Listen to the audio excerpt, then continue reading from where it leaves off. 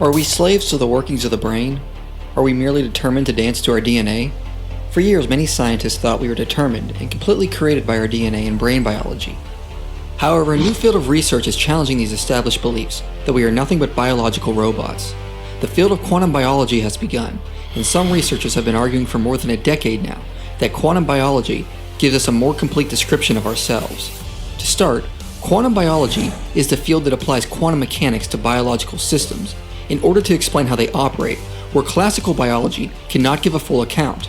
For example, quantum mechanics has been shown to play a role in photosynthesis and how birds migrate, as well as how our sense of smell works. Quantum entanglement has been shown to hold together DNA, the code of life itself. And within DNA, there is evidence that quantum jitters, random instantaneous changes, could be causing genetic changes and be a driving force for evolution. Duke researchers have found what they call quantum jitters in the shapes of DNA bases that may account for the spontaneous mutations driving both evolution and disease. It was once believed quantum mechanics played no role in macro objects, let alone biological structures, because the environment was too hazardous for quantum processes. Yet this research alone refutes this claim. It is now known biological systems can and do take advantage of quantum processes and can use them for beneficial means. But can this be applied to the brain? Can aspects of quantum biology better explain how the brain works and how the mind or soul is able to work with the brain? Since quantum processes exist and are used in biological systems, there is no reason at face value to assume they could not work in the brain. On top of this, there is actually new research on the study of quantum mind theory, which can better explain how the brain works and is more compatible with our intuition and how we assume the brain works. In reality, quantum mind theory is really a collection of different theories. However, they all argue aspects of quantum mechanics, like superpositions and entanglement, play an intricate part in the brain and how we process information and make decisions.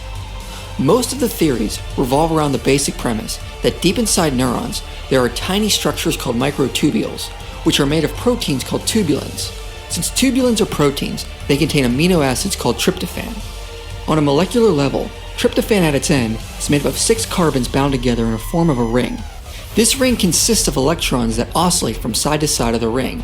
Because of the uncertainty principle of quantum mechanics, the actual location of these electrons is more properly described by a wave function, or in other words, is a cloud of possible locations. Because these tryptophan molecules are close to each other, one tryptophan ring can share an electron cloud with another tryptophan ring, and so on and so on. Sharing of the electron clouds causes the displacement of the tryptophan into a superposition of 2 states. So due to the molecular makeup of tubulins, they can exist in a superposition of 2 states at the same time, which we'll represent as a 1 and a 0. Now, being in a superposition, it would exist as both the state of a 1 and a 0, which would be known as a qubit, until it collapses to one state or the other.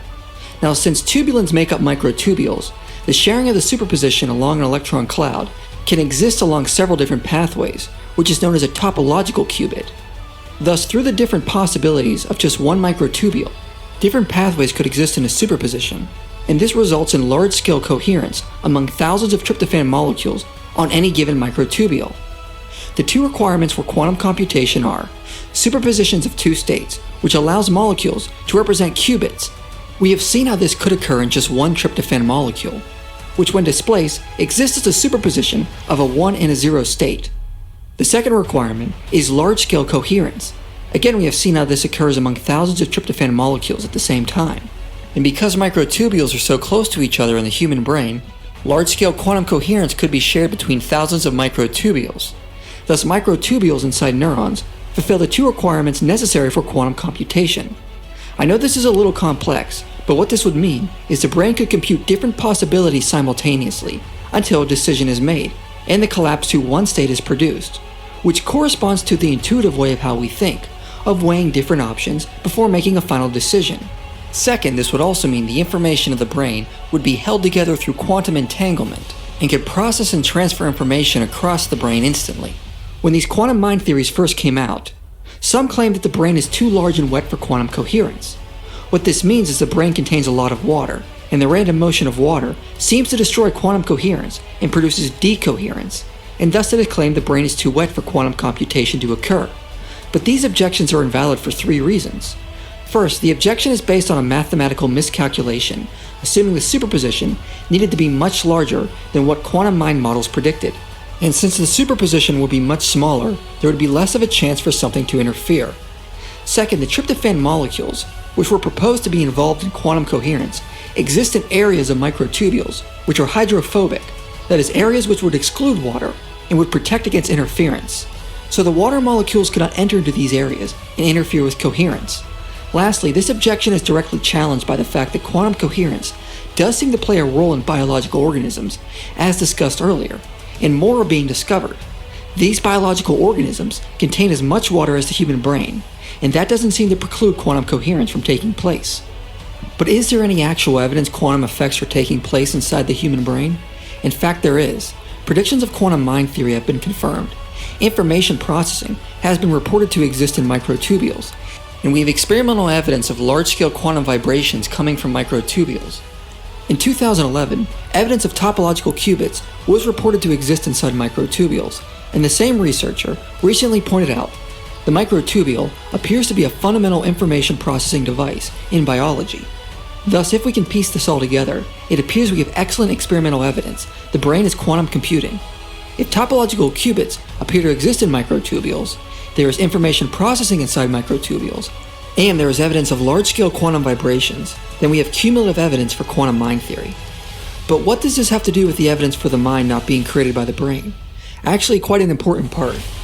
If the brain emerges from quantum computing, the same quantum rules and effects apply, and the implications of the measurement problem apply to the brain as well. If the brain has several different pathways along its microtubules in a quantum superposition, then we must ask, what is causing measurement and final collapse? The implications we see in quantum experiments would carry over to quantum biology. The wave function of the material brain is collapsed by the mind, or the observer. In other words, the mind measures the brain and produces real effects carried out in the brain. Thus, the brain would obtain in its very fabric the need for an observer to cause collapse. Plus, the idealist implications of matter in the observer carry over to what we discussed in the previous videos.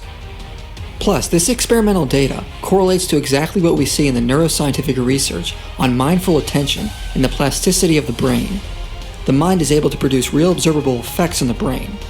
On top of that, this has even been shown to produce effects and changes in the body, giving new meaning to the term placebo effect.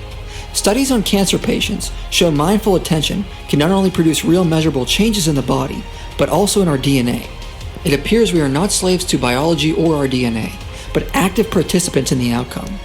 That obviously doesn't mean we have godlike control over ourselves, but the evidence still indicates we are participants and not totally determined by biology and genetics. The old notion we simply dance to our DNA has been experimentally challenged and found to be lacking.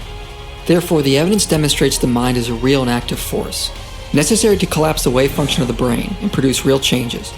Quantum biology is still in its infancy stages, and more experiments are needed for more accurate conclusions, but the writing is on the wall, and the way we view ourselves will forever be changed. And if the quantum nature of reality is not only true about ourselves but the world around us, a new picture of reality emerges, turning the old materialist notions on their head. We are not soulless zombies dancing to our DNA, but real and active beings. As we said before, the old Cartesian notion of the ghost in the machine may be dead, not because there is no ghost, but because there is no machine.